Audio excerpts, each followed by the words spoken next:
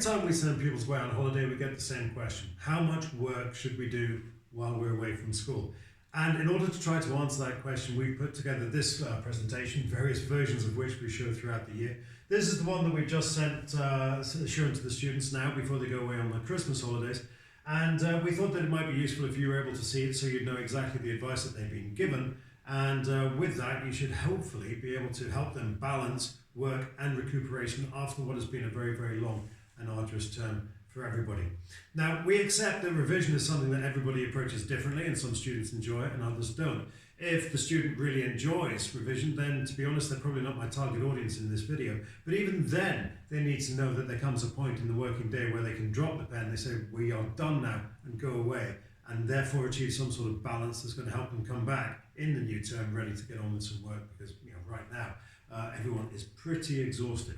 Anyway, the critical point that I try to get across to the students, or to the pupils, is that revision is a mental game. And if your head is not in the right place, then it's pretty much impossible for anything positive to follow. The critical thing I'm supposed to accept is that this is not really a holiday. Yes, it's a break, but in reality, we've got exams coming up, teaching time is profoundly limited, and so this isn't a holiday, it's a break from school and an opportunity to work through other mechanisms. Now, this is massively unfair, I accept that, but then again, so is life. And the sooner everybody accepts that, the happier everyone is going to be. Of course, it doesn't really follow that that makes anybody massively happier. And one of the reasons for that is that right now everybody is massively stressed. We're all tighter than piano wires. It's been a very, very long, hard term. The nights are cracking in, and we all need to go away and rest and recuperate. And so the easiest way, I think, to deal with this, the easiest way to deal with the fact that we're all massively tense and we all need that break, is to sit down and to make a plan. I cannot stress just how important this is for the pupils if they're going to make effective use of the time remaining. Little gag, I try.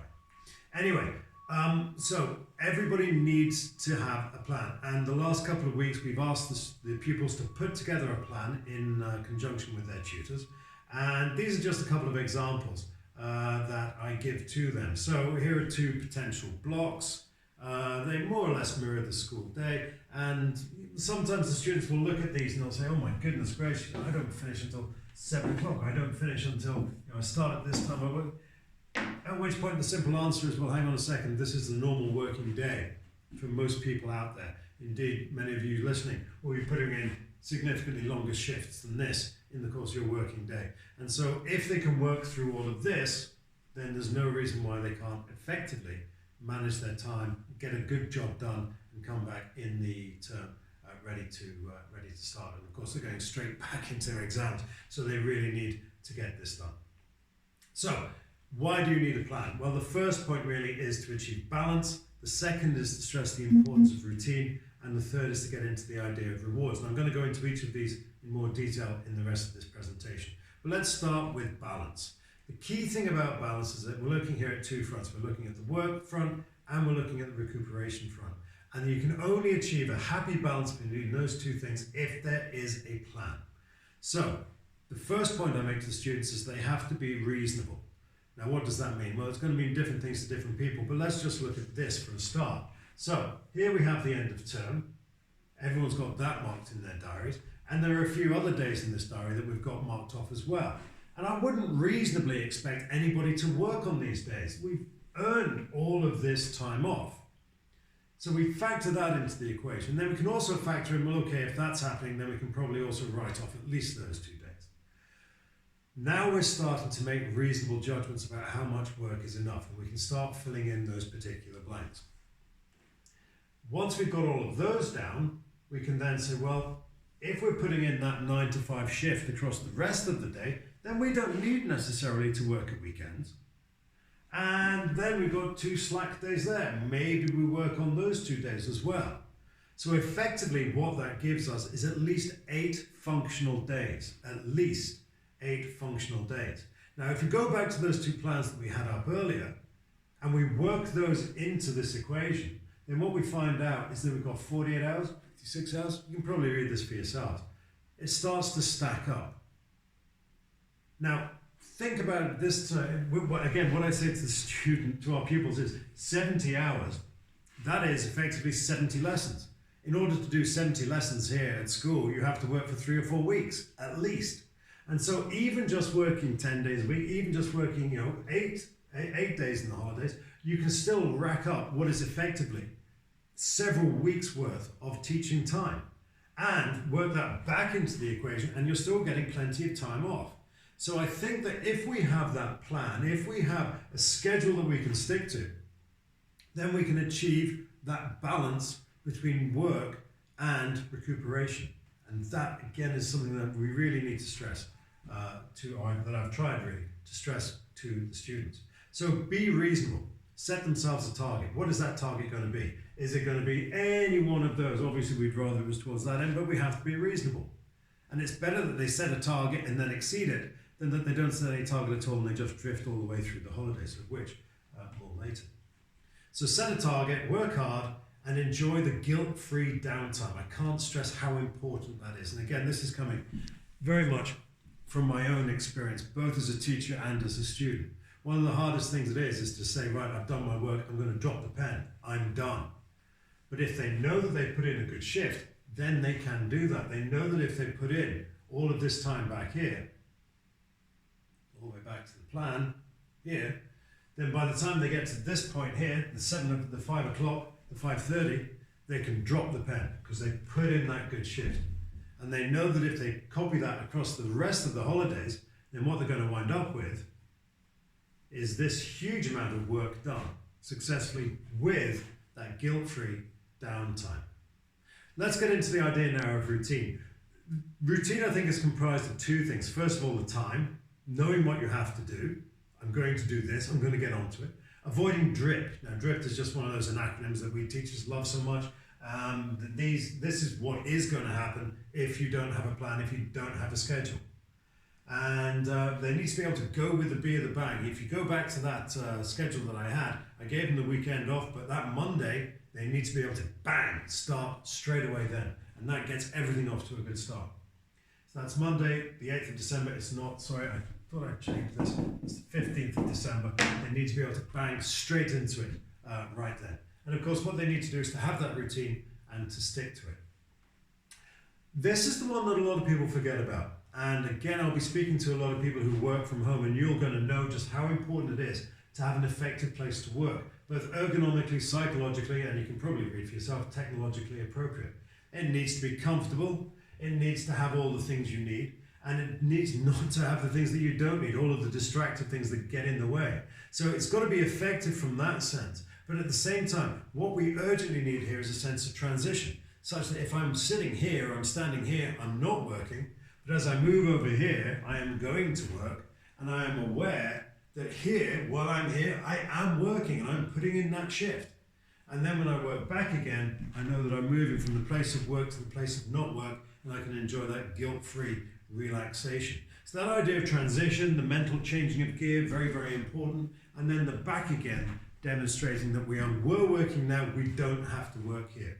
So it needs to be all of these places. And it should be evident from that places like the bedroom, places like the kitchen table are just not adequate. They're not good places to work because they're not dedicated, they're prone to disruption, and you don't have that idea of transition. I urge students to use a local library. If there's a local library, you get that marvelous sense of transition, and I believe there's still some left out there.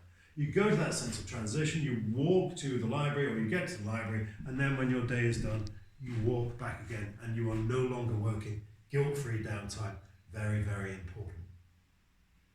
So that's the idea of demarcation and transition and all of those things. I think it's very self-explanatory. And again, lots of you that I'm talking to will be working from home or will have worked at home from some point, and you'll know exactly just how important it is to have the time and to have the place and to stick to it as rigidly and as rigorously as you possibly can. So time, place, and that brings us to rewards.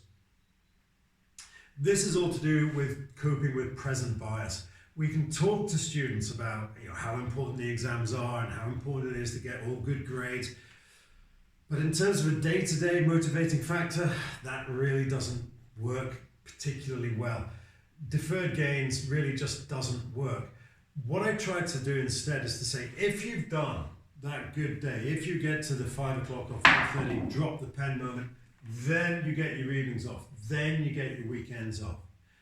Give themselves rewards for good work, whatever it is.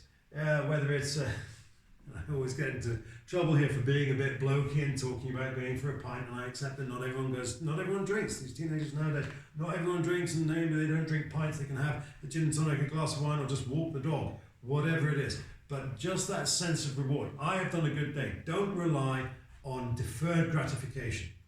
They need to know that if they've done a good day's work, then they should get rewards. Go to the cinema, watch a video. People still have videos. But we can't rely on deferred gratification. It's just not an effective motivating mechanism for anybody, and certainly not for a 17 or 18-year-old teenager. That drop the pen moment, we've all been there. I've done a good day work. I'm going to drop the pen, and I'm going to enjoy that guilt-free relaxation. That way, when you want to get on their back, say, have you done your work? Have you done your work? And they can say, yes, look, this is my schedule. I worked all the way through it. And if I do this over 8, 9, 10 days, then I'm going to get somewhere between 50 and 70 hours worth of work done over this particular break. So this is what we've told them to use.